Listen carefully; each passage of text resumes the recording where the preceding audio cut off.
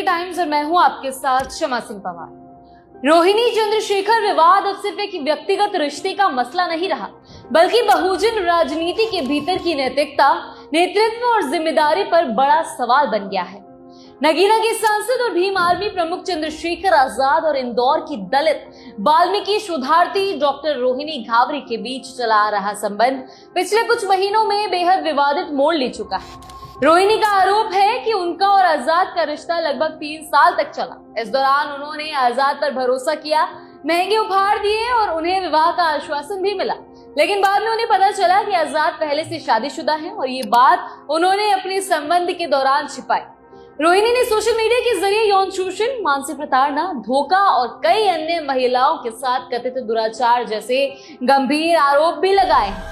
उन्होंने ये तक कहा कि ये मामला सिर्फ एक व्यक्तिगत धोखे का दर्द नहीं, बल्कि दलित बेटियों की गरिमा से खिलवाड़ है, और ये कि एक चरित्रहीन व्यक्ति बहुजन आंदोलन का नेतृत्व नहीं कर सकता।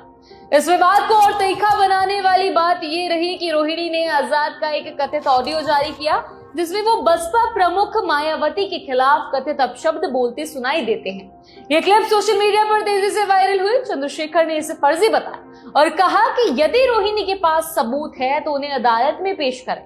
इसी बीच दिल्ली पुलिस में रोहिणी के खिलाफ शिकायत दर्ज हुई कि उन्होंने ऑडियो बनाने के लिए कृत्रिम बुद्धिमत्ता यानी कि एआई का इस्तेमाल किया। चंद्रशेखर के प्रतिनिधि ने सोशल मीडिया पर रोहिणी की गतिविधियों को राजनीतिक षड्यंत्र बताते हुए उनकी अकाउंट को प्रतिबंधित करने की मांग भी की। दूसरी ओर रोहिणी का कहना यह भी है कि उनके पास इससे भी अधिक प्रमाण है और वो लड़ाई यूं ही जारी रखेगी। इस बीच कानूनी मोर्चे पर चंद्रशेखर आजाद को राहत तब मिली जब दिल्ली की राउज एवेन्यू अदालत ने रोहिणी की याचिका खारिज कर दी। अदालत ने कहा कि उनकी याचिका बीएनएसएस की धारा 173(4) के तहत आवश्यक प्रक्रिया को पूरा नहीं करती और इसलिए विचार योग्य नहीं है। यह फैसला आजाद के लिए महत्वपूर्ण माना जा रहा है, क्योंकि ये उन आरोपों से उन्हें तत्कालिक राहत देता है जो उनकी राजनीतिक छवि को प्रभावित कर सकते थे। हालांकि रोहिणी अब भी अपनी बात पर कायम है और न्यायिक लड़ाई को आगे बढ़ाने का दावा कर रही है। कुल मिलाकर ये विवाद बहुजन राजनीति की आंतरिक संरचना, नेतृत्व की विश्वसनीयता और सामाजिक नैतिक जवाबदेही जैसे गंभीर प्रश्नों को उजागर कर रहा है।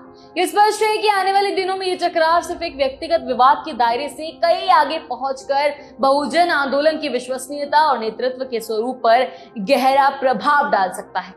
फिलहाल के लिए इतना ही। बने रहिए पीके टाइम्स के साथ, क्योंकि ये है राजस्थान की असली आवाज। नमस्कार।